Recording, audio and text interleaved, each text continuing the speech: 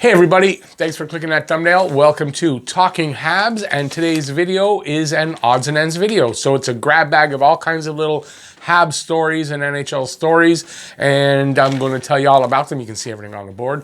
And before we get to that, if you are new to this channel and you're a Habs fan like I am and want to see more Habs content, consider subscribing and ring that notifications bell. That'll get you your daily fix of Blue Blanc Rouge right here, Talking Habs. And let's get into the stories. We're going to lead out with a happy birthday Wayne Gretzky. Number 99 turns 60 today.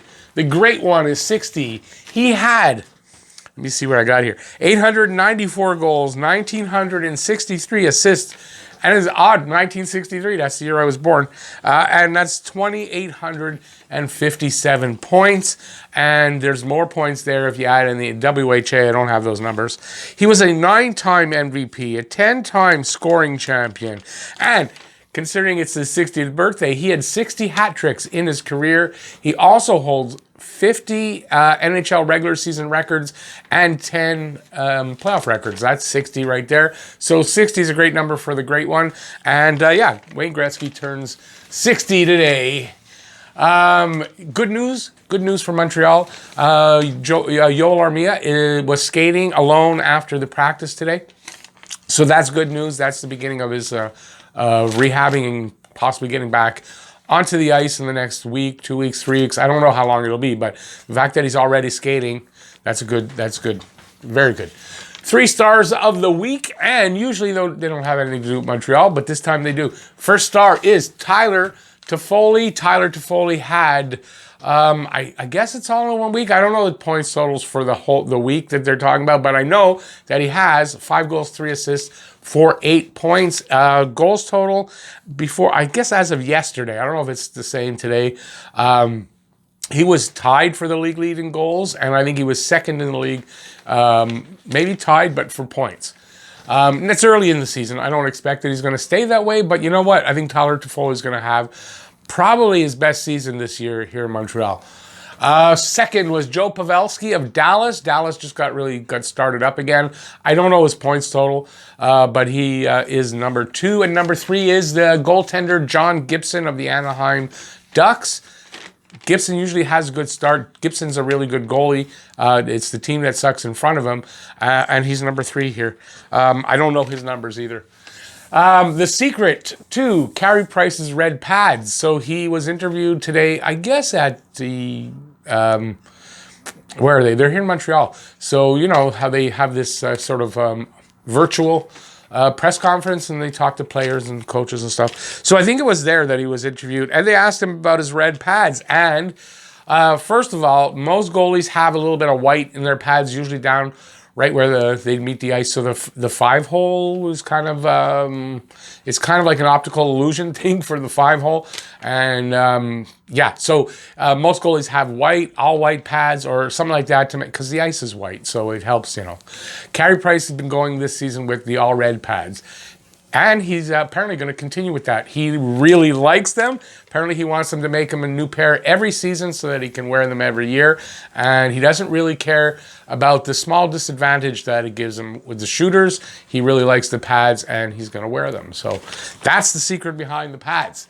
Alex Romanov is an early Calder Trophy favorite. So the Calder Trophy is for the Rookie of the Year. And starting off this season, it's early. I know it's early, but Alex Romanov may be a Calder finalist if he can keep up the kind of play. He's been fantastic. I would give I saw the numbers, but they're not, it's 6 games in. They're not impressive as far as the totals, but they're leading the league. Like in goals, he's got a goal. It's first. He's tied for first, whatever, for rookie defenseman, or maybe rookies. 2 points or 3, whatever he's got. It's like hits, he's number 1, like that kind of stuff. But it's really, really early, and I don't really want to list all the numbers because, that can change. 25 games in, that's different. But it looks like he's definitely a favorite early on. Habs point production by line. This was really interesting. So line 1, which is Phil Deneau, Tatar, and Gallagher, they have amassed 13 points in these first 6 games. Line 2, which is Nick Suzuki's line, they have amassed 16 points in this early start of the season. And line 3, which is Jesperi Kotkaniemi's line, KK's line, and they have amassed 17 points in this early blush of the season. I don't have line 4's points. I don't think they have a ton, but that's 46 points in 6 games for these 3 lines. These 3 lines are great right now. They're producing, and I hope this keeps going because this looks like if they can trend this way all year, we got ourselves. I mean, there's no other way to say it, but it's a cup contender if they play like this all year. Will they do that? It's early to tell, so we're going to find out. Let's see. Montreal records a point in each of its first 6 games, and these are all on the road, and they are only the second team in the history of the NHL to do that on the road. Now, remember that. It's the first 6 games on the road. They get a point in each of them, and the other team, the only other team to do that was also a Montreal Canadiens team. The 1968-69 Habs went 5-0-1 to start that season, all on the road, and that's a pretty good start. So Montreal, only the second team in NHL history to get points in all 6 games on the road to start the season. So let's go over it. January 13th, they lost 5-4 to Toronto, but that was in overtime. Get a point. They beat Edmonton 5-1 on the 16th. On the 18th, 3-1, they beat Edmonton. On the 20th, they lost in a shootout to Vancouver 6-5. They get a point there. They beat Vancouver 7-3 on the 21st, and on the 23rd, that last game, they beat them 5-2. So the goals are there. They're scoring like crazy. They are leading the league right now. I'm not sure after yesterday's games, but they're leading the league right now in scoring, goal scoring, and let's hope that just continues. Like, I used to be used to this in the 70s. That's what happened. Montreal was always a top team in all these stats, but it hasn't happened in so long. It's really nice to see. Let's see now. Pierre Maguire had some really nice comments, and I know a lot of people make fun of Pierre Maguire. That's fine. I've been listening to Pierre Maguire for a long time, since he was doing color commentary on the radio for the Habs. And whatever you want to say about his character and all that, the guy knows his hockey, and he knows the players, and he knows all that. You can't say he doesn't. So Pierre Maguire made some really nice comments. I got them here. He says the Habs are the fastest, most skilled team in the NHL right now, and not just the North Division. He says if the Habs stay healthy, they are the team to beat in the North. So he is saying that he believes that Montreal will come out of the North and be the winner, at least in the division, and I do believe he thinks they will win that division through the playoffs and emerge as the team representing the North in the Final Four. He feels they are as good as any team in the league, and he listed off Colorado, Vegas, Tampa Bay, St. Louis, and any other team you want to consider up there. Montreal's right up there with them. And right now, in this early blush of the season, I got to say I agree with that. If they can continue, that's my cat, by the way, if they can continue playing like this, they will be one of the best teams in the league. There's no doubt. Look at the way they're playing. Key is, can they stay healthy? Is their depth good enough? Showing so far that it is. And if that's the case, they will, I think they'll emerge as the winner in the North Division and come out in the playoffs. But I've been saying that for a while, so it's not just that I'm jumping on the bandwagon here. What else did he say? He also says, this was very important, Edmondson stepping up to fight Myers. He says that was huge for the team, for bonding, for the players trusting in each other, for the players sticking up for each other, standing up for each other. That hasn't happened in a long time. And in this early part of the season, you got a guy doing that right away, and this team is going to be tough to play against. They're going to play for each other. They're going to play hard for each other, and they're going to win for each other. And that makes a really big difference, and something we haven't really seen here, where they stand up, guy gets hit, someone does something about it. I mean, that hasn't really happened till now. So I think that's really, really big. So there you go. That's what he thinks about it. Next up, what do I got there? Habs sign a 3-year deal with the Trois-Rivières franchise in the ECHL. The ECHL, Trois-Rivières just, about a month ago, they officially announced that they had the ECHL franchise that starts, I believe, next season.